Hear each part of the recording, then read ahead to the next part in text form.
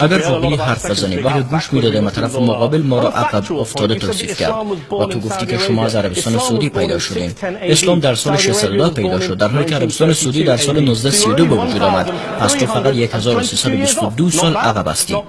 شروعت بد نبود. حالا که حرف از حساب و ریاضیات شد، شخصی بود اسمش الخوارزمی که بزرگترین عالم ریاضیات در جهان بود. مسلمان بود، در قرون طلایی زندگی میکرد. خوارزمی فقط جبر را اختراع نکرده بلکه الگوریتم را هم اختراع کرد. بدون الگوریتم لپتاپ نمی بود و بدون لپتاپ هم دانیل جانسون نمی توانست سخنرانی امشبش را چاپ کند که در آن اسلام را سرکوب کند و اسلام را متهم به اینکه جلو پیشرفت و تفکر را در غرب گرفته کند. و تمامی چیزهایی که در قرون طلایی اسلام بدون دخالت یهودیان و مسیحیان در اروپا به دست آمده. و همینطور دیوید لورینگ، تاریخ شناس برنده جایزه پولیتزر است، میگوید هیچ رنسانس و پیشرفت و هیچ اصلاحاتی در اروپا روی نمیداد اگر ابن رشد و خیلی دیگر از دانشمندان و فیلسوفان مسلمان نبودند.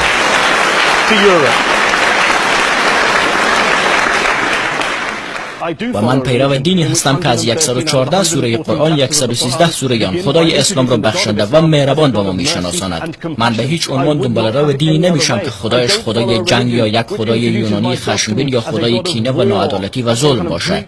همانطوری که آقای آدم اشاره کرد، وقتی قرآن میخونی احساس محبت و ترحم و برابری میکنی. و بله، آیاتی هم هست که حرف از جنگ میزند. ما اینجا بحثمون سر خوبی و بدی نیست و من اینجا نیستم که بگویم دین اسلام دین بدیه، چون که این قسم نیست.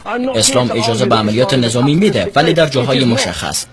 بله، جمع کمی از مسلمانان هستند که این جنگ معین را به جای دیگر میبرند. چیزی که خنده‌دار، امشب ما جمع شدیم و مناظره داریم درباره اسلام، ولی تیم مقابلم زنی است که متخصص قانون و دیگری متخصص در تاریخ جدید و دیگری متخصص کیمیا.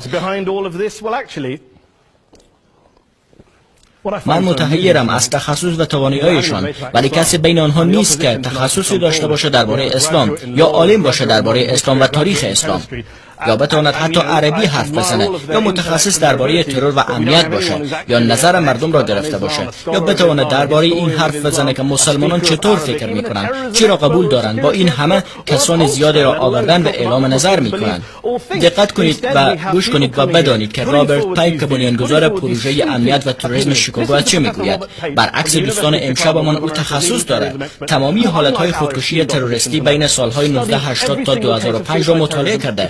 315 پرونده را مطالعه کرده تا به این نتیجه رسیده که ارتباط کوچکی هست در میان خودکشی‌های تروریستی و اصول دین اسلام و ادیان دیگر در جهان، بلکه نقطه مشترک تمام حمله‌های انتحاری تروریستی هدف سکولار بدون ارتباط به دین و استراتژیکی، یعنی منافع منطقه‌ای، آشکار داشتند.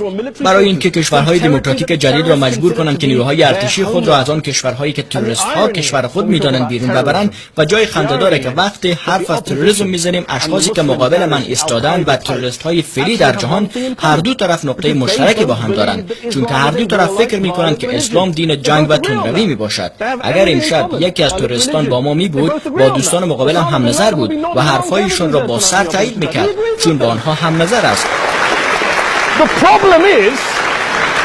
مسئله این است که اکثر مسلمانان با این چیزها موافق نیستند. اکثر مسلمانان در جهان با جنگ موافق نیستند. دوستی از رایگیری حرف زد.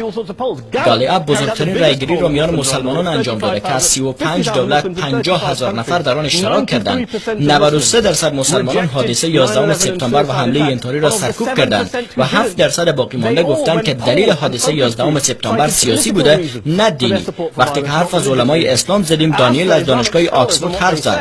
دانیل به دانشگاه آکسفورد رفته، بخش مطالعات اسلامی کسی را دیده که اسمش شیخ عفیفی العتیتی است و عالم محترم و معتبر و شناخته شده است و در اکثر مکانها در جهان تدریس نموده. دقیقاً بعد از حادثه 7 جولای فتوای صادر کرد و ترور با نام اسلام را سرکوب کرد.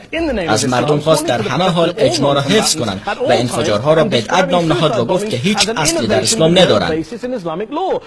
اینها چیز جدیدی نیستند، چون که این اسلام علمی که داره و میگوید که هیچ کسی نباید کشته بشه در جاده ها یا در هر جای دیگری که باشه، یا داخل بس ها یا هر جای عمومی به نام قرآن، بدون این که از قرآن فهمیده باشه.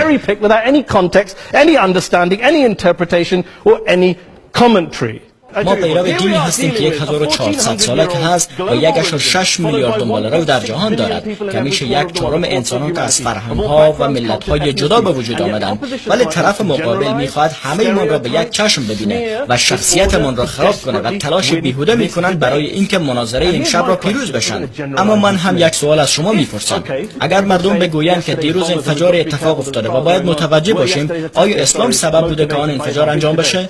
من خودم باور نمیکنم، ولی فرض میکنم که اسلام مسبب بوده. اگر اسلام مسئول این قتل ها باشه و محرکشان باشد، اگر اسلام دین صلح نباشه و دین کشتار باشد، این سوال را از خودتان بپرسید: چرا بقیه مردم کشتار و انفجار انجام نمیدهند؟ چرا تعداد کمی از مسلمانان این کارها را انجام میدهند و دینشان را قسمی که این جماعت روبروی من میخواهند تفسیر کنند؟ اجازه دید فرض کنیم 16,000 نفر در جهان وجود دارند که میخوان عملیات انتحاری انجام بدهند. فقط این 16,000 نفر میشه 0.01% جمعیت مسلمانان جهان. پس آن مردمی که تعدادشان میشه 99.99%، چه گناهی دارند که این جماعت روبروی من از آنها حرف نمیزنند و میخوان که شخصیتشان را خراب نکنند؟ در حقیقت بقیه مسلمانان خودشون را انفجار نمی کنند و جماعت منتقدان امشب آمدن اجازه ده نترسن و فکر کنند که من و آقای آدم کتهای خود را بیرون کرده و خود را منفجر می کنیم، چون که ما هم پیرو دین جنگ و کشتاریم و دانیل هم که این دانشگاه اروپا را محافظت می کند. چیزی که این جماعت ضد اسلام برای من نتوانستند بگویند، بلکه پیتر کینز با ما بگه، چون که بزرگترین متفکر ملحد است و اینجا حاضر است. آیا میتواند جوابش را بگوید؟ چرا اکثریت مسلمانان جهان مثل آن اقلیت تندرو که دنبال سیاست هستند ستیزجو نیستند و به همین خاطر هم این ضد اسلام ها باید تسلیم بشن، یا اینکه حرف از این نزنند که از اسلام چیزی میدانند؟